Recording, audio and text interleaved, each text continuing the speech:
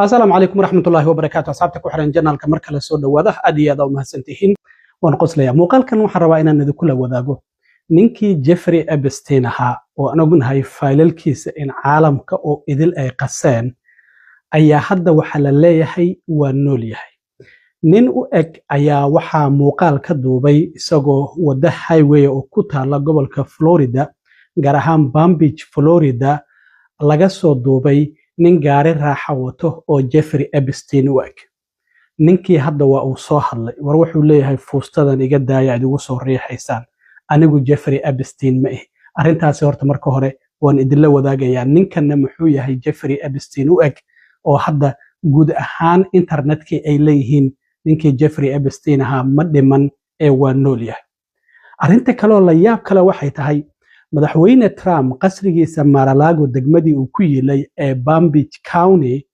ayaa waxa laga soo doortay xalay xildhibaanad dimuqraadi ah waxana ay ka guuleysatay nin Republican ah oo madaxweyne Trump uu taageeray doorasho qaas ah oo shalay ka dhacday county-gaasi guriga ama qasriga madaxweyne Trump uu ku yaalo arintaasina sidee u dhacday sidoo kale waan idin la wadaagaya maalmihii u dambeeyay internetka waxa si weyn u yaacayay ninkii Jeffrey Epstein ahaa waa nool yahay oo ma uusan dhiman nin gaari raaxa wato oo dusha ka furan gobolka Florida waa gobol iska qorax sidaan ognahay marka isagoo wadada I-95 ka maraya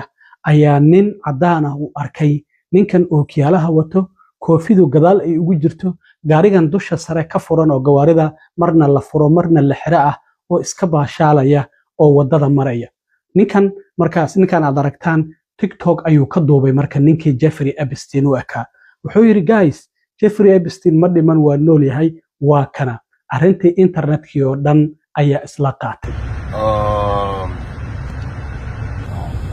Epstein is alive. Epstein is alive. haddaba ninkan u eg Jeffrey Epstein hadda TikTok ayuuba furtayba waana soo hadlay warbaahinadiina waxay bilaabeen in ay wareystaan ooba la duubo ninkan la raadiyo horta ninkan muxuu yahay ninkan waxa la yiraahdaa Palm Beach Beat ayaa la yiraahdaa kullay sida asaga TikTok ugu qoran magaciisana uu sheegayo halka uu degan yahayna waa Palm Beach Florida waa degmada madaxweyne Trump qasrigiisa Mar-a-Lago uu ku yaalo halkaasina Jeffrey Epstein Trump ognaay saaxiib ay ahaayeen Mar-a-Lago uu tagi jiray Jeffrey Epstein isla markaana sidoo kalena halkaasi waa halkii laga soo qabtay markii ugu horeysay oo la xirayay marka ninkan waa nin real estate executive ahaa dadka guryaha iibiyo waliba qaali Florida guryahooda gobolada ugu gurya qaalisan ay ku jirtaa marka waa nin shaqada ka fariistay da ahaanna ninkan oo hadda Palm Beach Pete la yiraahdo ee Jeffrey Epstein waa isku qaybsan yihiin Jeffrey Epstein markii xabsiga ku yaala New York sanadkii 2019 bishii 8aad ee Agosto 10keedii la dhahay waa uu isku dilay inkastoo hadda geeridiisa marna la leeyahay waa la dilay oo ninkan maadaama sad badan uu hayay waa la isdaafiyay ama hadda isaguna la leeyahay isaga isdilay markaasi waxa uu ahaa 66 sano jir ayuu ahaa ninkan 1953 ayuu Jeffrey Epstein dhashay marka 6 sano ayaa ka soo wareegatay dhimashadiisii marka lagu daro xilligan haddii uu nool yahay Jeffrey Epstein 72 jir ayuu ahaan lahaa ninkan hadda u eg marka Jeffrey Epstein oo Palm Beach Beat la leeyahay isaguna waa 71 jir marka Jeffrey Epstein ayaa hal sano weynaan lahaa marka la eego wajiga timaha meel fara badan ay isaga egyihiin marka Jeffrey Epstein ninkan wuxuu yiri hadda waa la istaajinayaa sawirro ayaa leela galayaa TikTok ayaa leela duubaya ninkii celebrity ayuu noqdayba ninkii caan ayuu noqday oo warbaahinadii ayaa wareysanaya hadda TikTok ayuu furtay marka TikTok-giisa oo hadda 365,000 maraya dadka daawanaya view ahaan 4 milyan ka badan ayuu haystaa waxa muuqaaladiisa ugu yar daawatay 4 milyan kuwa 27 milyan ay daawadeen kuwa 20 milyan ay daawadeen kuwa 9 milyan ay daawadeen marka ninkii TikTok uu furtay TikTok-gii markuu furtay ninka la yiraahdo Palm Beach Beat waa uu soo hadlay war wuxuu yiri nimay hoose wax u jiraan fuustadan iga daaya adigu soo riixaysaan anigu ma ihi ninkan la yiraahdo Jeffrey Epstein nin xun ayuu ahaa wuuna dhintay aniga Palm Beach Beat ayaa la yiraahdaa ninkan kulay nin ladan ayuu eg yahay dadku markay real estate ku jiraan ama dadka guryaha iibiya ama iyaguba leh oo iska iibi ay yihiin wadad iska ladan oo lacag iska haysta gaariga uu watay ayaa laga dareemi karaa iyo maqaayadaha uu tagayo wax ka cunaya sida TikTok-giisaba aad ka aragtaan marka waa uu soo hadlay ninkii wuxuu yiri wariga daaya fursadan aniga Palm Beach Pete ayaa la yiraahdaa ninkaas nin xun ayuu ahaa waa uu dhintay marka wuxuu yiri waan soo dhaweynayaa dad fara badan in ay hadda ay magacayga barteen oo nin caan ah noqday laakiin wuxuu yiri arrintaasi ma jirto bal isagoo TikTok-giisa muuqaaladan soo galiyay iyo qaar kamid ah warbaahinada oo wareystay oo aan muuqaaladii bal isku keenay bal wax yar ila daawada ninkan sida uu u beeninayo inuusan Jeffrey Epstein ahayn uu isagu yahay nin magaciisa la yiraahdo Palm Beach Pete macnaha kulay magaciisa rasmiga inuu yahay iyo inuu Pete magaciisa yahay intan kalena degmada uu degan yahay uu ku darsaday kulay kalaman ogin laakiin ninkan waa kan bal isagoo arrintaasi beeninaya oo dhahaya anigu ninkaad igu sheegaysaan ma xoogaa waan isku egnahay meela ayaan iska shaabahnaa laakiin anigu ninkaasi ayaan Hey everybody, this is Palm Beach Pete, and my video went viral because some dude randomly filmed me while I was driving on I-95, unbeknownst to me, and the next thing I know, I'm a viral sensation. It's pretty crazy. Thanks. So you're not Jeffrey Epstein? I'm not Jeffrey Epstein. I'm Palm Beach Pete. Good morning, everybody. This is Palm Beach Pete from Palm Beach, Florida. I want to thank everybody for the positive comments I got from saying I'm not Jeffrey Epstein. I'm just Palm Beach Pete. I'm so not Jeffrey Epstein. I'm just me being me. And it's a crazy phenomenon that has went really viral. And I really appreciate all the support. And just want to reiterate,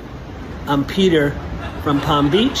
Have nothing to do with Jeffrey Epstein. He's a very bad person. What he did, obviously, and he is dead. It's been going on for a while, but it really went out of control when he got arrested, and it was on the front page of every major magazine and newspaper. They give me the double look, but now that I've gone viral, it's nonstop. They want to take pictures of me, my autograph, but as Palm Beach Pete. I'm not Epstein, I'm just Palm Beach Pete living my life. I'm totally not Jeffrey Epstein, he's dead. That's correct, I am not Jeffrey Epstein, I'm Palm Beach Pete. arrinta ninkan Jeffrey Epstein u eg haddii halkaasi aan kaga gudbo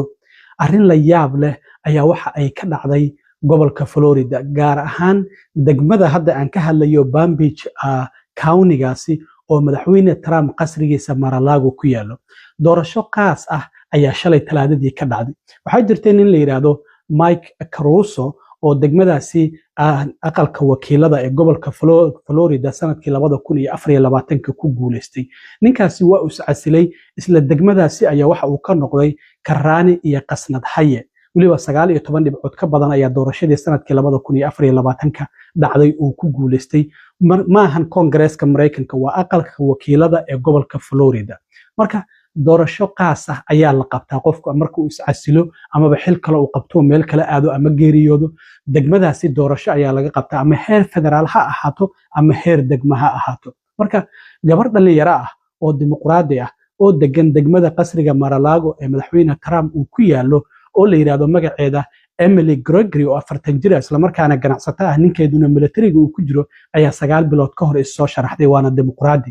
marka waxa la tartamay nin madow ah oo la yiraahdo John Maples oo madaxweyne Trump uu taageero yiri ninkan ayaan taageersanahay doorashadii ayaa shalay talaadadii la qabtay marka natiijo la yaab leh ayaa ka soo baxday haweeneydan oo aan wiligeed hore siyaasad u galin isla markaana xisbiga dimuqraadiga u sharaxnayd ayaa doorashadii ku guuleystay waliba 58.2 boqolkiiba ay heshay iyadoo ay codad ilaa iyo 700 ka badan ka sareysay ninkii madowga ah ee la tartamaya Republicaanka ee madaxweyne Trump uu taageeray marka Trump gurigiisii oo degmadii uu ku yilay gurigiisa ama qasrigiisa weyn ee Mar-a-Lago oo madaxweynaha waliba hadda adreeso ah Trump doorashadaasi waa uu codeeyay shalay waliba waxa uu ku codeeyay by mail isniintii doorada ahayd markuu ka hadlayay Memphis Tennessee madaxweyne Trump waxa uu aad u dhaliilayaa in marka doorashooyinka Mareykanka la yiraahdo dadku codka ay ku dhiibtaan by mail oo intay codkooda ay qoraan maadaama dadku ay diidayaan maalintaasi doorashada la isugu soo baxaya in line la galo ama kuleel uu jiri karo ama qabow uu jiri karo gobolada qaarkood cimiladu way kala bedelan yihiin Mareykanka inaysan badoonayn oo codkooda intay codsadaan degmada ka bacdi mail ay ku qoraan ay diraan madaxweyne Trump marka isniintii waxa uu Memphis Tennessee ka sheegay in uusan taageersanayn oo ogaadayba in wadanka kaliya ee doorashooyinka by mail codkooda lagu dhiibtinayo inkastoo taas ay been tahay oo 30 wadan ka badan ay arintaasi ka jirto in codka mail lagu dhiibto marka wuxuu yiri arrintaasi qish ayaan u arkaa in dadku qofku codkiisa intuu qoro oo mail ku diro Trump muxuu sameeyay shalay talaadadii isagu maadaama degmadaasi laga codeynayo doorashadan qaaska ay ka dhaceysay uu qasrigiisa ku yaalo address ahaana uu degan yahay sabtida iyo xadda xitaa haddii aysan shaqo jirin uu aado qasrigiisa Mar-a-Lago oo address u ah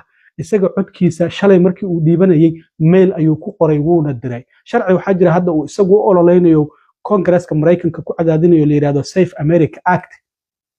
uu leeyahay qofku markuu isku diiwaan gelinayo doorasho Mareykan registration uu sameynayo waa inuu citizen yahay sharciyan Mareykanka waaba sida waa dambi adigoon muwaadin Mareykan ahayn oo dhalashada aan haysan in aad doorasho codayso waa dambi siiba doorashooyinka madaxtinimada iyo kuwa Congress-ka marka Trump waxa hadda uu raadinayo lama yaqaan laakiin isagii isniintii dhahayay waa qish amaba waa la xadaya doorashada haddii mail lagu dhiibto shalay oo talaadadii ahayd doorashadaasi codkiisa mail ayuu ku dhiibto oo qoro waa uu diray saasay tahayna waa looga adkaaday brought to my attention today that we're the only country that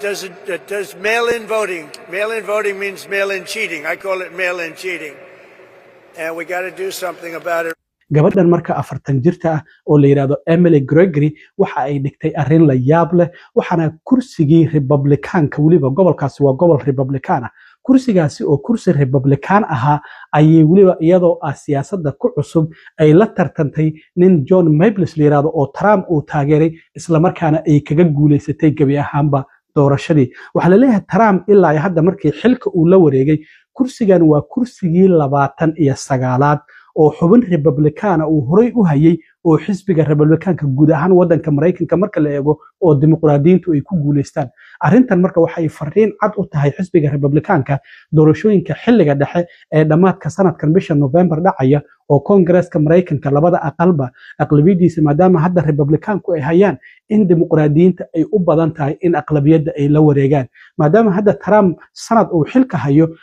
29 kursi oo Republican ay hayeen dimuqraadiyiinta inta u tartameen ay kaga guuleysteen marka Trumpna ceebtaasi ayaa u soo hoyatay caawo oo qasrigiisa Mar-a-Lago degmadii uu ku yiilay ayaa xubin Republican oo uu taageeray waxa kaga guuleysatay gabar da'yar oo ganacsata oo 40 jir ah oo siyaasadda ku cusub 9 bilood ka horna ku dhawaaqday inay kursigaas aad iyo aad u mahadsantiin